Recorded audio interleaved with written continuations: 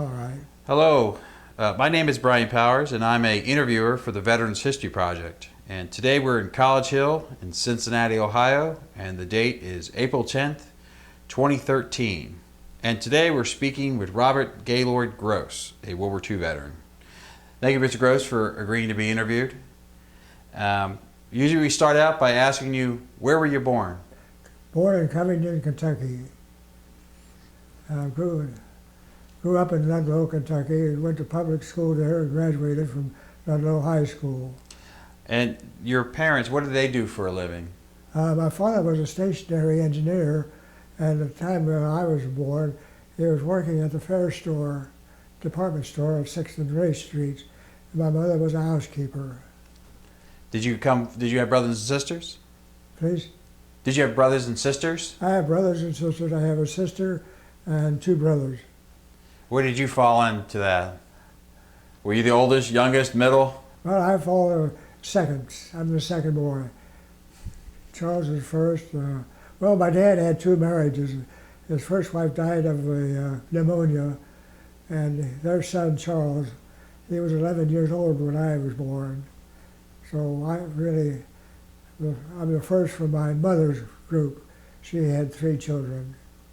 Oh, I see. So she had me, my sister, and my younger brother. Were you guys close in age? Yes. So would you guys go jump in the Ohio River and do that kind of stuff growing up? Yeah, we lived close to the river, about 3 squares from it, and we used to go down and watch steamboats, particularly when they had the steamboat races and stuff like that. At one time, we tried swimming in it, but I was not a very good swimmer, so I chickened out and got out of the water. I thought it was probably the smartest thing I ever did. Now, being on Ludlow, I guess were you living there in 37 when the big flood happened? Oh yeah, I was working during the flood at a photo studio, and we were kept open by the electric company because we were doing photographs for them. And there was a photographer that was taking aerial shots, and we were processing his photographs. So we had to stay open, and the only trouble was we had to walk up 7 flights of stairs to get to work, and I had to go way over from Ludlow, Kentucky, up through Fort Mitchell, and down to Cincinnati, as Front Street, and walk all the way over to downtown. So Wow. it would take about 2 hours to get to work and go home. You didn't get a rowboat?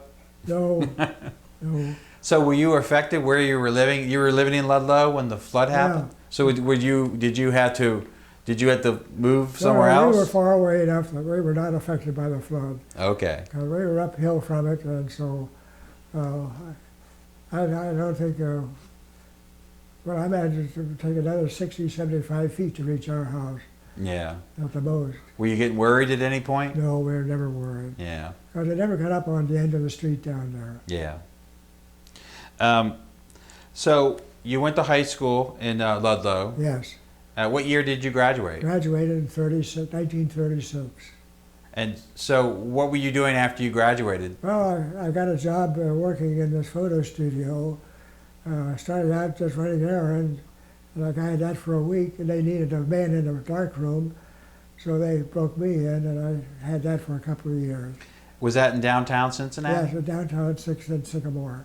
6th and Sycamore? Yeah, the building's been torn down, and the Procter & Gamble building's there now. Oh, okay. Yeah, I know where that is. Yeah. So how did you get interested in photography? Well, my mother did some when she was a child. So when I was a teenager, I bought an amateur set and learned how to process film and make prints. So I had an idea of what was going on. So I had some sort of an ingrained interest in it. Well, how would you get it developed? Was there a place you could take it to? Did you mail it to, or did you do it yourself? I do it myself in the kitchen, to close the doors, and tell the folks to keep out of there. Don't turn on the dining room light. Well, And I would set up my red light, and from that, go ahead and process my film, and then later on I would make some prints, and they got experimental. I bought an enlarger. So I was doing some enlarging in the negatives. And how old were you when you started doing I that? was doing that when I was in high school. Okay. I was 14, 15, 16 years old. Isn't that kind of an expensive hobby? All those chemicals? Well, I guess so. I don't know. It kept you out of trouble? Well, it did. It did keep me out of trouble and got me to learn to do things. And my older brother, because he taught me how to use a chemistry set, and also how to build things with a director set. So I learned to do things with my hands. Yeah. And the only trouble with this, that the chemistry set, one day I tried to make something and it blew up in my face. So I lost my eyebrows. Did you do much in high school? Did you have any classes that you liked, maybe chemistry or? Well, they had instituted a lot of clubs. You know, the French class, they had a French club. The science group, if you took a science course, there was a science group, science club, and so forth and so on.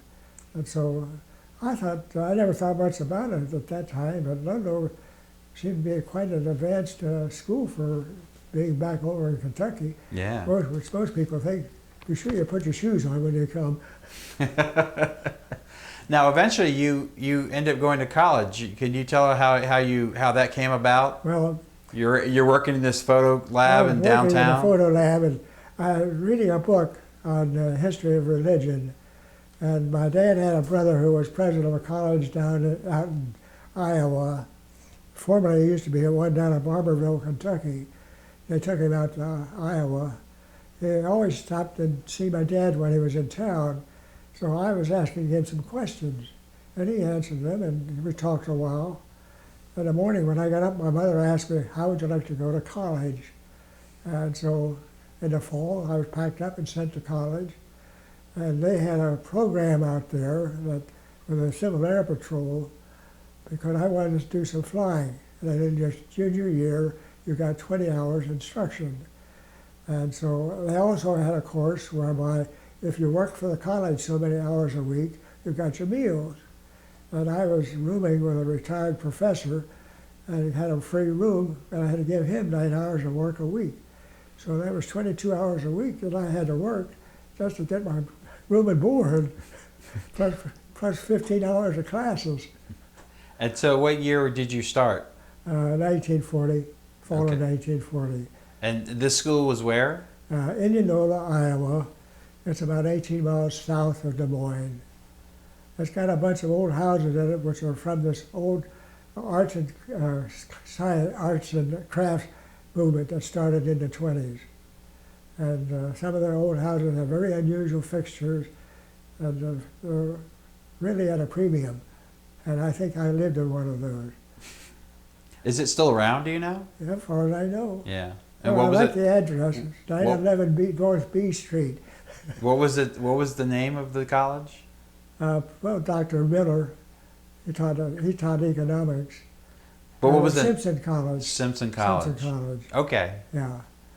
So you're in college. Do you Yeah. know what you want to study yet? I mean, what are you studying? Well, I was taking math and literature and English. Of course, we all had to take English because the teachers complained that the students graduated from high school weren't too good in English, so we had to take a corrective English course. Ah. So we took that, and I got interested in the drama club. And when I said I worked in the studio, I was assigned to the lighting department to do the lighting cues. And I didn't get to act, which I didn't care to do anyhow. Right. So the next year, December 1941, Pearl Harbor happens. Do you remember where you were when you heard about Pearl Harbor? Yeah, we had just come up from dinner down at the girls' dormitory because I worked in the kitchen in the girls' dormitory.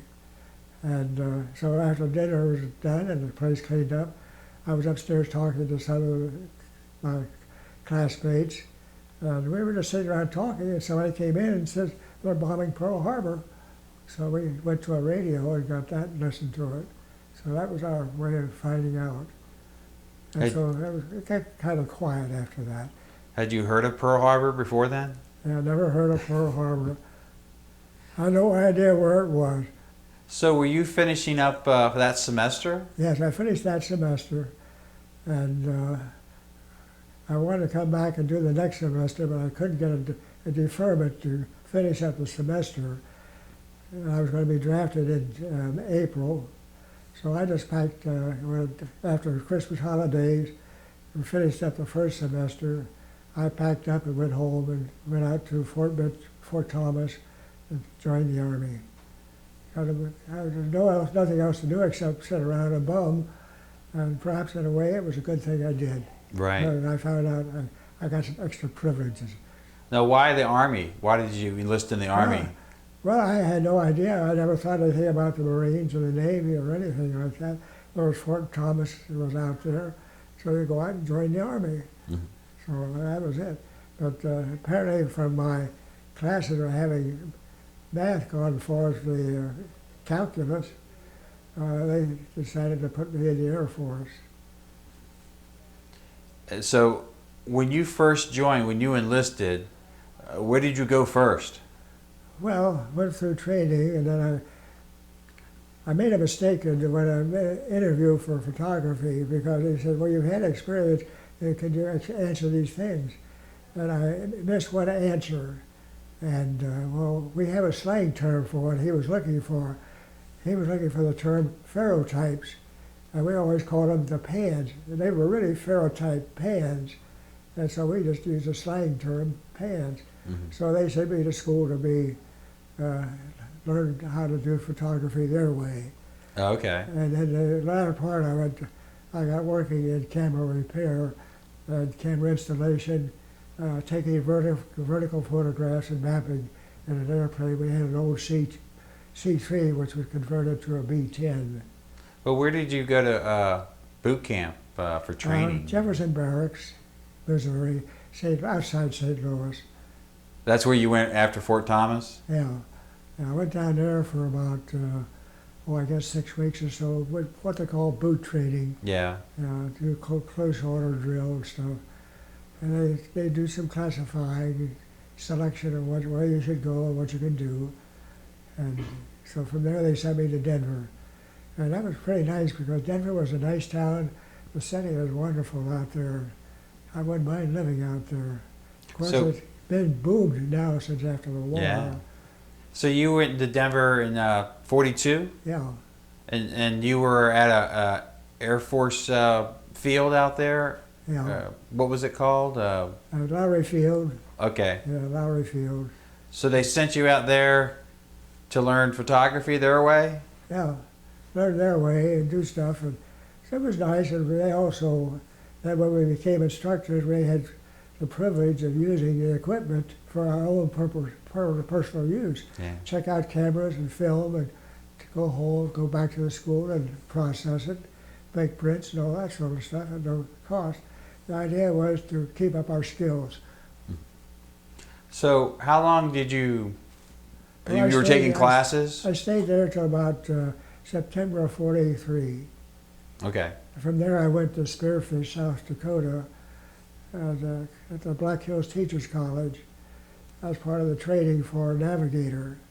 Well, I was classified as a pilot, but when I saw that I had all this math and stuff, they said, we'll make him a navigator. He knows how to add. So you were classified as a pilot. Does that mean you took you were trained as a pilot at one point? No, I had I was part of the training as an air crew, whether it was a pilot or navigator or bombardier.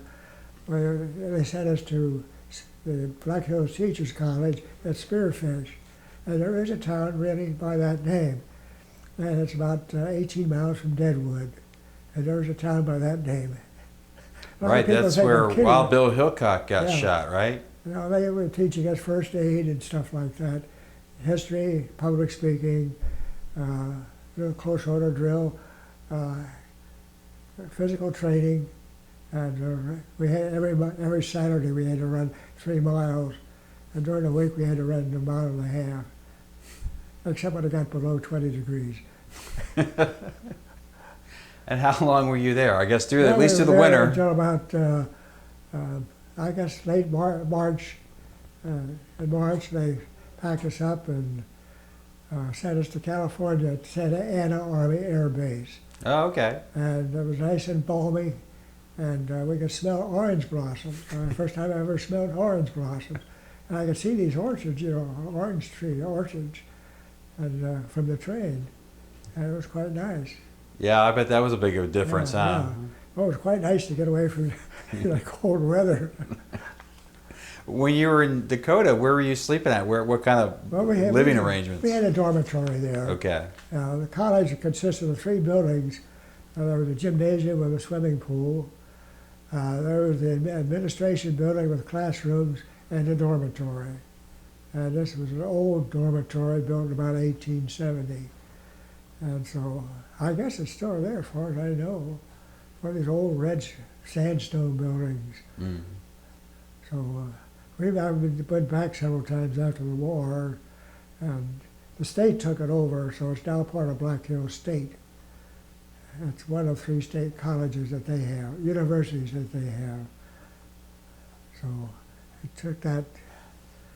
But in our 4th month at Spearfish, we were allowed to go overnight to Deadwood.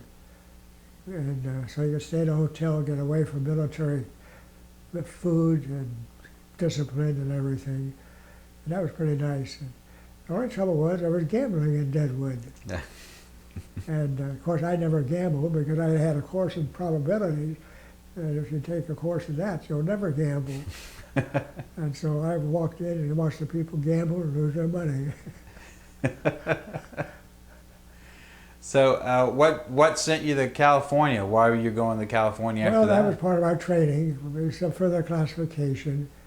That's where they separated us pilots, us navigators from the pilots, because they had some physical tests that we had to do. And there were about 6 of them. And these involved procedures in a plane, and depended on how we reacted to them. And I don't know if I was a slow reactor or what. They never told me why. But they also suddenly said, "You're going to navigation school." So then I went to Monroe, Louisiana. Okay. Yeah. And what is this still 1943? I guess. Well, yeah, that was 43. I went to, I was in fall of, I guess, late 43, early 44, late 33, because I remember going to a church in Spearfish Thanksgiving, and I think by Christmas I was in Santa Ana. Okay. Yeah. And we were there, of course, we took courses and different things. We had to learn first aid, we had to learn weather, we had to learn battleship identification for Japanese, British, and American. We had to learn aircraft identification for British, German, American, and Japanese. And we had to learn cloud identification, we had to learn weather, we had to learn Morse code and pass a test, 5 words a minute. Wow. So they had to pass it too. So in addition to learning how to navigate, Well, we learned 4 types of navigation. luckily you had that Ludlow Yeah, Public High School yeah, education to. yeah. So it's amazing the stuff that we had to learn just to be a navigator. But you have to use first aid in the plane if you need it. Something happens and so forth. Yeah. And we have to make weather observations on our trips, so we have to know what we're talking about and so forth. So after you got trained as a navigator, what happened then? Well, I went home and got married. We'd been waiting to get married for 3 years, and the war didn't seem like it was coming any closer. So we got married, and I was sent to Salt Lake City, and from there we stayed there for a while. And one day I got up, and my wife went east, and I went west. So, but you had kind of a honeymoon Yeah, we had a little bit of a honeymoon. in Salt Lake City? We had about 4 weeks.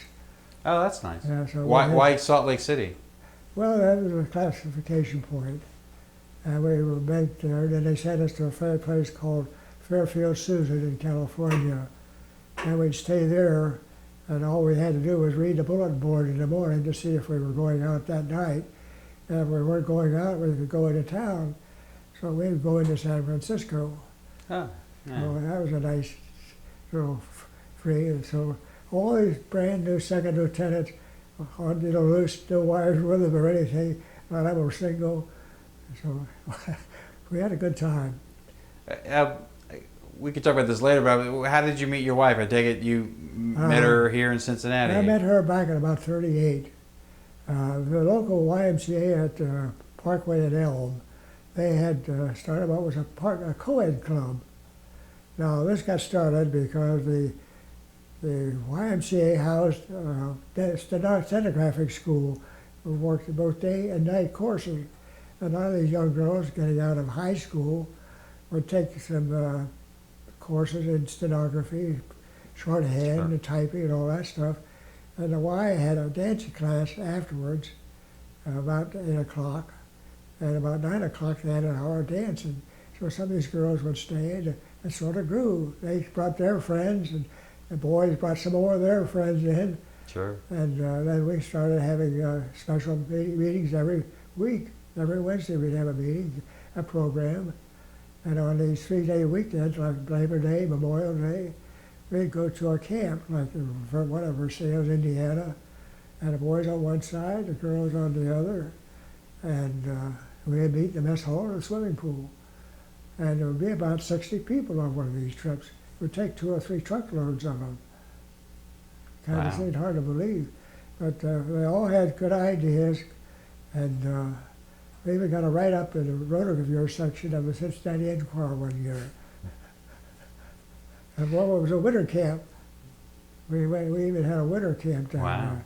So was your wife, did you meet her because she was a dancing partner or something? Well, you go to the dance class, and afterwards, you see him, you dance with her a little bit, so maybe you dance some more. And about the 3rd week, you'd ask her to take her home, and so forth, and things start to grow.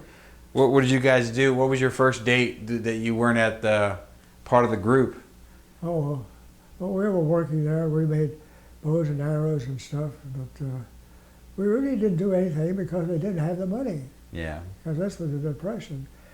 And we had a dry night club on New Year's Eve. We decorated the gym.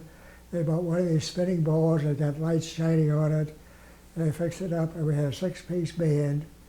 And so there's a picture of her in her formal that when I took her. And we danced from 10 to 2. 2 to 3 we had breakfast.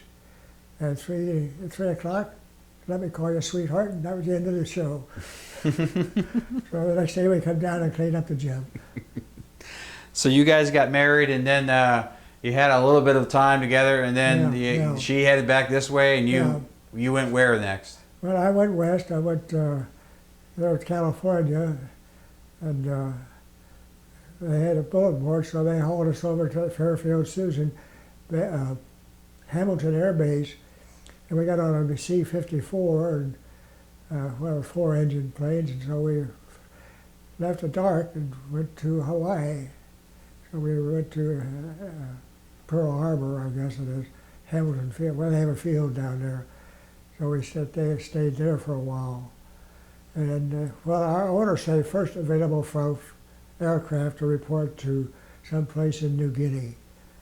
So we spent a couple of days in San Francisco, and a couple of days in Honolulu. And then they got on a plane one day, and I heard Transport Command, and we stopped at Johnston Island for fuel. We stopped at Kwajalein for fuel, and the 3rd stop was Guam, but that was night because we were flying with the sun.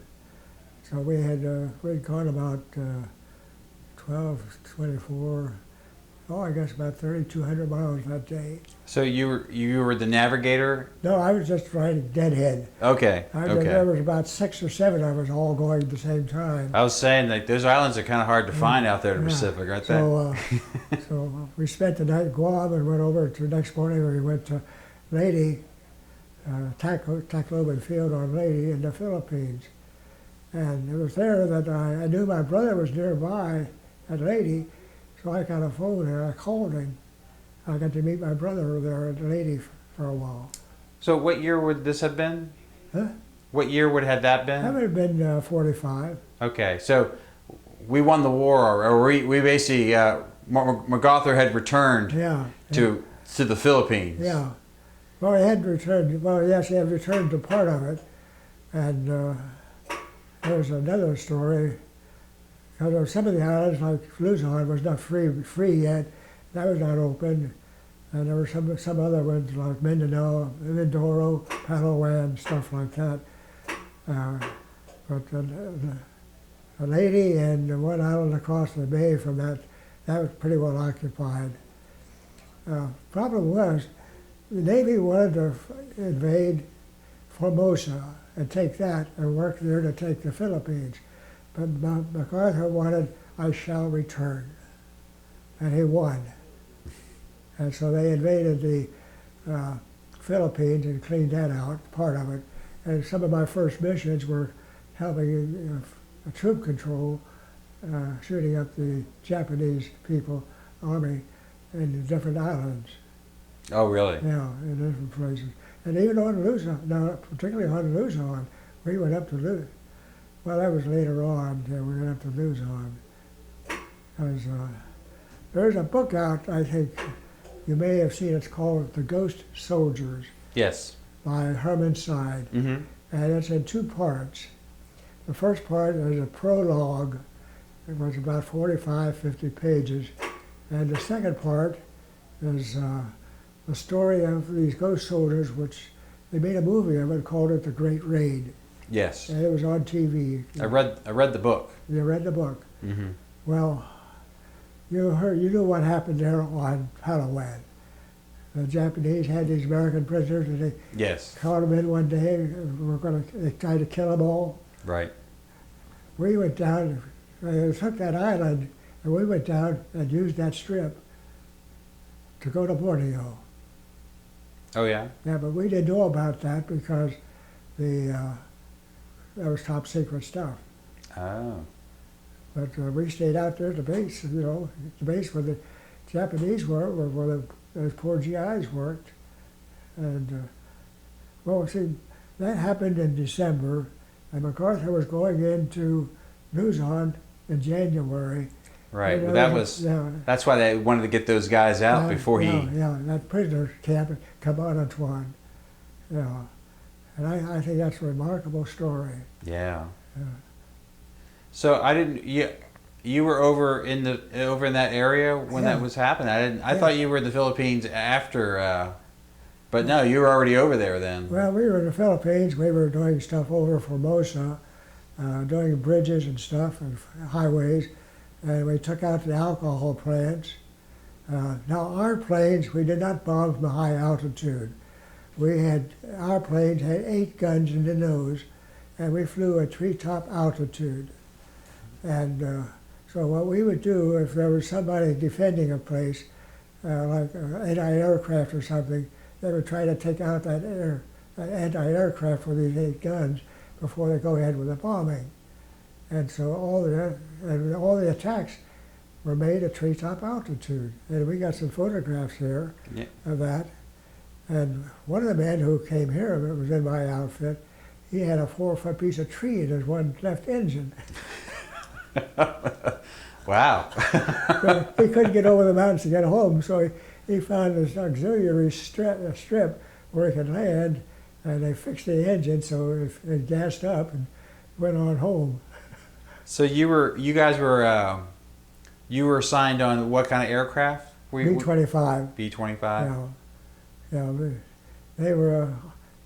Well, there was another group like ours, the 345th, and they did the same thing. But I'm surprised they didn't do any of that over the European theater. Mm-hmm. Because we have a pilot, Ben here was a pilot over there, and he did all the stuff at 8, 10, 12,000 feet. But I don't think I ever flew over 5,000 feet. Did you get shot at a lot? Well, we got shot at once in a while. Yeah, Did you have close calls? Did you have stuff? No close calls. Nothing. Well, nothing that shot by your head or something. No, I could see stuff right at the tail of the plane. One of the things the Japanese always had their anti-aircraft on hilltops, And we found that what we could do was go down on the deck, and they couldn't depress the guns below horizontal to fire at us. So if we could fly right under the guns, they couldn't hurt us.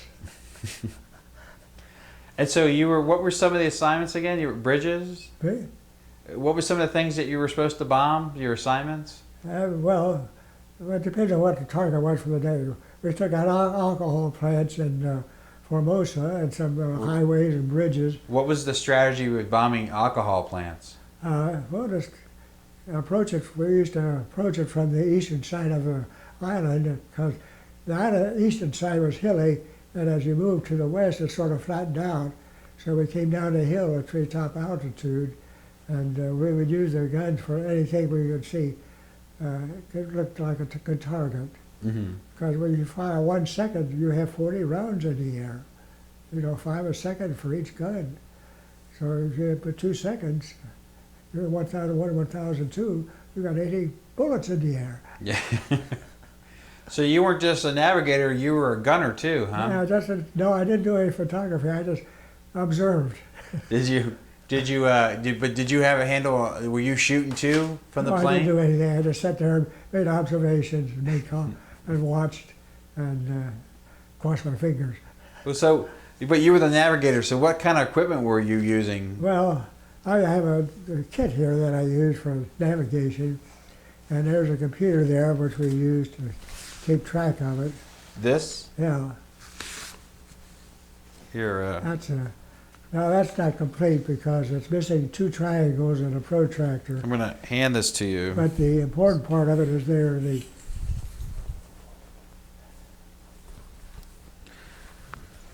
Was that actually the same exact packet you had from your service days, or just something like it? Yeah. Now this is the old workhorse of the navigator. Is this called the East. Is this the one you actually used? This is the one I actually used. Wow. This is the one I took on flights with me. And so it's indexed, and you got on the back all kinds of figures, and in effect a slide rule. So you can do proportions and stuff like that. One of the ways of navigation which we had in school, I was head navigator going from somewhere in Texas to Denver, and what you do, you fly about 10 degrees right of your destination, and on the way you take a sun line, and you see how that gives you your ground speed from that, and you measure that, move that forward parallel till you're through your destination, and you measure the distance in flying time, and go down that, and when you reach that line, you turn down that line from the sun. Now this is an imaginary line on the ground, but you turn on that line, and we split the field, down the Lowry field. I was never so pleased in my life. But no, this thing, you did all those calculations on here. Well, you had that on the plane? Yeah. And so you had to do calculations on the fly? Yeah, this is my personal thing.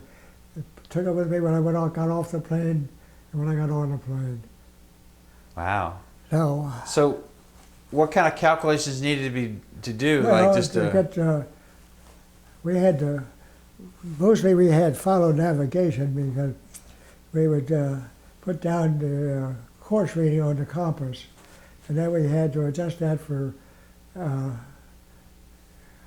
there's two adjustments. One for the problems in the airplane distorting the compass, and then there's places, because the North Pole isn't geographic. The geographic North Pole and the magnetic pole are not the same place. Mm-hmm. And so some places as much as 8 degrees off. So you get a reading and you say, well, I'm flying a course of this, but you're not. You have to make an adjustment for 8 degrees. And then you have to adjust for true airspeed, stuff like that. You have about 4 corrections to make to get your true course. And then you do this every 10 minutes. So was there a certain time of day that you guys would go out on bombings? No, we usually started in the morning and before breakfast. You got up before breakfast. Sometimes, When we were down in Borneo, we had a 10-hour trip. We were up at 3 o'clock and on the plane at 4, because we got back around 5 or 6 o'clock. Mm-hmm. But that was a 10-hour trip. That was the limit of the PG. We didn't even fly formation because we didn't want to waste gas. So we went to Borneo to bomb a oil field that the Japanese had captured from the Dutch oil company, Oh. Dutch Shell. How many members of the crew are in a B-25? 5. Well, the lead plane had 6, including an radio operator, but the 2 wingmen had just 5. Pilot, 2 pilots, navigator, and 2 gunners. 1 gunner in the mid-waist and 1 in the tail. And so, Well, we had a gunner in the top turret. So, what could you do with a B-52 that you couldn't do with a B-17? Were there advantages or disadvantages, Well, we were sort of a tactical thing, and B-29s and 17s and 24s were sort of a strategic bombing. In other words, you bomb factories and stuff, Mm-hmm. and we do the things that keeps things going. So they decided to use all B-25s in the Pacific theater because a parts problem, supplies. What was the problem? Well, you have parts damage, like that photograph there with a missing tail. Is it worth salvaging? Can you put a tail on it? Or you need some guns or some parts for it. And you never know what's going to be ruined or damaged. So I always had enough spare parts for that. Did you ever see a B-29? Well, I've seen them, but I never saw them in flight. What was your impression when you saw one? That's a big airplane. Because they started using those at the end of the war, didn't they? Yeah. In the Pacific. Well, we theater. were going up to Japan doing shipping and stuff like that. We were flying up there to the inland sea, and then, I remember one day we came home with a little bit of mast hanging on the wing, and we went over this plane, or ship, and I could see these 2 guys jumping in the water. And I thought, that's not quite the thing to do, because when bombs explode in water, they'll crush it. If you're in the water, you'll crush your chest. Yeah. And so if you're nearby, it's going to kill you one way or the other. But I remember seeing these 2 guys just jumping overboard. So where were you based when you were going these bombings? Where were you based out of? You were in one. Okinawa. We were over Okinawa. Okay. Yeah, They had already had the landings, the airstrips to fly out of there. Yeah, they had about 3 or 4 airstrips. They had 2 of them, one at Yantan and Kadena, and I think we used the one at Yantan. And but they used it for B-25s, B-24s. The B-29s were stationed in the Marianas, and of course that's the reason they took those islands where George Bush was shot down. Yeah, I don't remember what it's I called. can't remember the name of it. But that became an emergency field for the B-29s. So you were over there in 44 when you were doing these bombing? No, 45. You were, okay, so when did you get over there to be part of these? Please? When did you arrive over there in Okinawa? Oh, I don't know. I know when we landed, the Japanese was the name of it. It was Thanksgiving Day. It was sometime in, I guess, June, July. Of 44? Yeah, Okay. 45, July of 45. Because we had been bombing, there from the Philippines.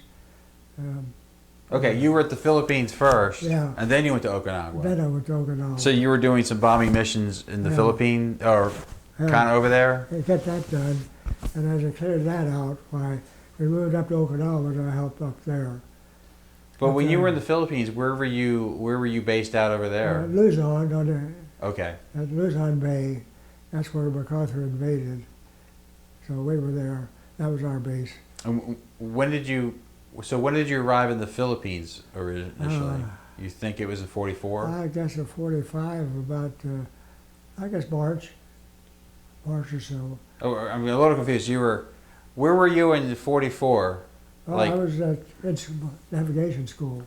Okay, so when you got shipped out to go out to the Pacific out that way, That was in 45. that was in 45, and then you first went to the Philippines, Yeah, and then at the Philippines you went to Okinawa. yeah. Is that where you were when you heard about the bomb being dropped? Because I guess at that point they were talking about invading Japan, and I guess you probably would have been part of that, huh? Yeah. Well, I had studied some physics. I had an idea what that was, but I had no idea what that atomic bomb was. Later on, I flew over both Nagasaki and Hiroshima and took photographs. And, 8 miles of desolation in diameter, you just can't believe it. Yeah. 8 miles across. And if you at the radius, you take the area, and it's just unbelievable. And when they dropped the second one, just uncanny. But were you? I'm assuming that you guys were prepping to invade Japan. Yeah. Well, we moved up to Japan as part of the occupation. Yeah, but I'm saying before the bombing, though, were you part of the plan to invade Japan? Yeah, yeah. Well, I don't know about that because I wasn't privy to that information. What were you thinking that you might be? Well, I was thinking that we're doing something because we're up there every day. It's going to fly. We got planes up there because it's about 3 hours flying time up there. So we could go up there and fly around for 2 or 3 hours and come home. Right. So when the bomb got dropped and then Japan surrenders, what did you do at that point? You stayed in Okinawa for a while? I stayed in Okinawa for a while. Okay. And we just didn't do anything because they had to make arrangements to get people up to Japan and so forth, and as to where to put them. We were on the island of Kyushu. We didn't get on Honshu. We were over there near a town called Fukuoka. And it's in the northwest coast. So we stayed there. And we were housed in a former aircraft factory. Oh. The enlisted men had barracks in this big building, and they cut it off into bays. And the officers were in little rooms, 3 to a room, in some special sheds, I guess, for some people. I don't know what they went for, but we stayed there. And they built a 72-holer latrine. Can you imagine a 72-holer? Wow. Did you have many encounters with the Japanese citizens when you first came to Japan? Yeah. Oh, yeah, we met them. What was that like? It was very nice. They were interested in learning English and how to trade. And one man, I remember, he took me home, took off my shoes and went inside, and he served some hot tea. And he wanted some flints for a lighter. And I didn't have any because I didn't use them. But so I told him what he needed. And so he was very grateful. We just talked, and we point to things, give him names, and I'd give him the English name for it, he'd tell me the Japanese, so forth. So when did you start occupying Japan? Sometime in 45? Yeah. So how soon after the Japanese surrender would you say that was? Well, we landed in Japan Thanksgiving Day. Okay. And then how long were you in Japan? I was there till about February. Okay. Because I had time and tenure, and so I was sent home. And I got home, I came home on a boat instead of flying home, which was all right. Mm-hmm. And an 11-day boat trip.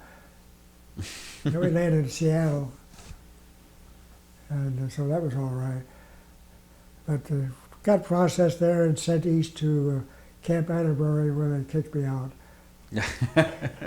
And I had some leave coming and so forth, so I had about uh, 4 weeks pay coming to me. Mm-hmm. So they gave me the pay and sent me home. So how did you get back to Cincinnati? Oh, my parents came up with my wife, and they were outside the room. I walked to a door, and there they are. Mm-hmm. And how long had it been since you'd seen your wife? Oh, about 10 months. Yeah. And how about your parents? I guess you saw them since the wedding. I guess the 12 wedding. months. Yeah. Yeah. And that was about the end of it. Well, I was going to ask you, I think you mentioned you had a brother that was also in the service. Yeah. Well, I had my younger brother, the one over in the Philippines. I got to see him a second time because I got a pass to go down to his place, and two of the men in my house went down with me, and we wanted to see these people, and so I got to see Bill, and then I brought him up to my place and got him his first airplane ride, and then I sent him home. And my older brother, he was in England, and then he went to France, but he was, considerably older than I am, and of course he was in quartermaster. Okay. Yeah. So, but your brother that was in the Philippines, what was he doing there? He was in the code room, working in the Signal Corps. Okay. Doing coding and stuff like that. Oh, okay. Yeah. There was a certain work. And they also had a secret room which he was not allowed in, stuff at special occasions. Well, you guys were doing some high-tech stuff, huh? Yeah. Yeah, so they had to, well, he was a corporal, so he was doing all right. Of course, one of the things about flying was, that I liked, you got that flight pay. You got 50% of your base pay for flying. Oh. And of course, when I was in the Army and got commissioned, in 2 days, I was 3 years, so I got a 5% increase. Oh, great. Yeah. Yeah, I think you mentioned you got commissioned in sometime in 45? Yeah, 45, because I went in 42, January of 42, so January of 45, I had my 3 years in. Mm-hmm. And so going overseas, I got another 10% raise, and then I got 50% of all that. Of course, I had to pay for my meals and other stuff, and pay for my insurance. You had to have that $10,000 insurance. Oh, man. That was a term insurance, so you had to pay for that. So fortunately, when we came home, my wife and I talked to a man from the VA, and he suggested converting that to a 20-pay life, which we did. So we paid it off in 20 years, and I've gotten about, it was a $10,000 policy, and I think I've got at least $20,000 dividends out of it. Wow, that's great. So you got back to Cincinnati, right? Yeah. So did you know what you wanted to do? Well, there were no jobs. Well, there were jobs around, so I took some jobs, and I got a job doing something in an art studio of a company. They had a valve company had an art department, Pal Valve, and so they had they needed a photographer and a man to do some artwork. So I was taken on to learn how to do some artwork and stuff like that, and to do photography. So I did a lot of that stuff there for a while, and I finally decided that was pretty much of a dead end, and I've been going to night school, and the Army Map Service came to town. They wanted some people, and since I knew a little bit about cartography and stuff, I got a job with them. And when they left, I went to the City Hall for a while, doing some more cartography, and they sent me over to the Bureau of Governmental Research as a demographer. They had a contract with this governmental research organization, and with the school board, the county, and the city. And so I was to be the man to do all the research for these places on population population studies. And suddenly I'm a demographer. Not a cartographer, but a demographer. And you're working for the county? Yeah, then I got my degrees and so forth, and I worked for the Yeah, county. I think you mentioned you went to the University of Cincinnati. Yeah. Well, they were starting to expand their place, and so I had done some work with them, So the director came over, we talked, and so we made an agreement. So I went over there. But I was still going to night school. I started in '46. I got my bachelor's degree in '58. I went back and got my master's degree in '65. Mm-hmm. So that's about 19 years. Yeah. Well, Now once you can stay home once in a while. Now, one of the things that we find interesting, because we work at the public library, is that you did some work on library branches for the county. Yeah, I did that when over there at the county. That was part of the master plan, and I don't know if the library put any money into it, but the county supplied the personnel. I did the directing, and I had 2 draftsmen helping me. And we would do our research and so forth. And it sort of worked out pretty nicely. And I worked with the board, with Ernest Miller and them, and they were very easy to work with. And I learned a lot. Yeah. Yeah. And, So how long did you continue to work for the county? Did you well, do I that till you stayed retired, there. or did you? I stayed there until '84. Okay. So Did you retire I retired. at that point? So I've been retired since '84. So that's that's almost 29 years. Did you keep up on your photo hobby?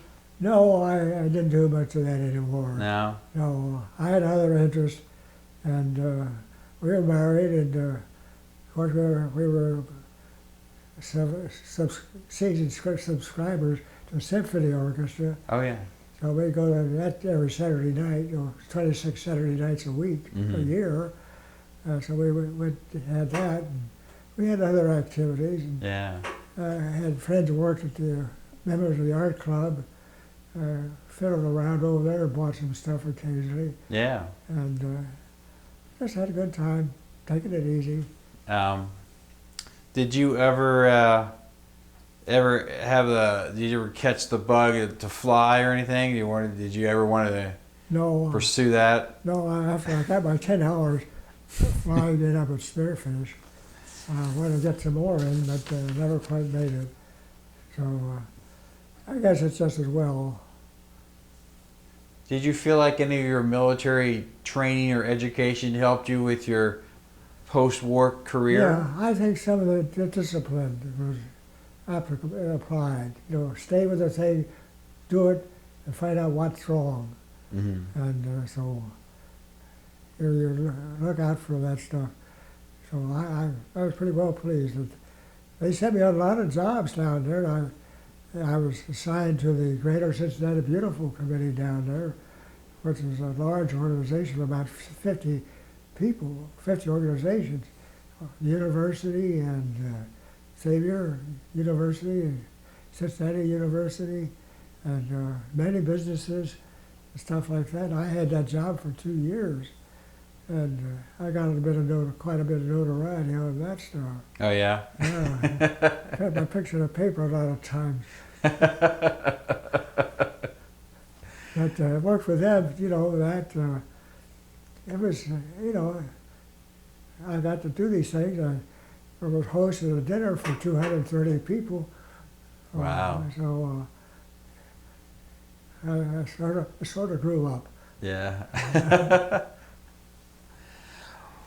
Well, I only got a couple of minutes, but is there anything else you wanted to talk about your military career or anything that I didn't ask? No, I can't think of anything special. I talked about the Great Raid and stuff, and its effect. When did you find out about the Great Raid? How long was it? Well, I saw the movie, and I saw the book. We had it here at the public library, and eventually it disappeared. But I read that, And I was amazed at that prologue Yeah. because Palawan, as we were down there. But And how long was that classified? Did they was I don't know. I Yeah. have no idea because we were down there about a little over 2 weeks. Going down there, you'd fly one day, take 2 or 3 days off, then fly again, and so I guess they pretty well finished it up because the Navy was offshore shelling it and controlling the number of planes going in at time, so that we had experience where we were down on the treetop bombing the facility, and there were some B-24s above us. Well, we lost a plane that day, but he ditched out to the Navy, so that's good. yeah, so he was picked up. Well, I can't think of anything else to ask, I so can't think of anything to add to it. I just want to say I want to thank you so much for taking the time out to talk to us and tell us some about your experiences, Yeah. and I very much appreciate it. Yeah, all right, thank you. You're welcome.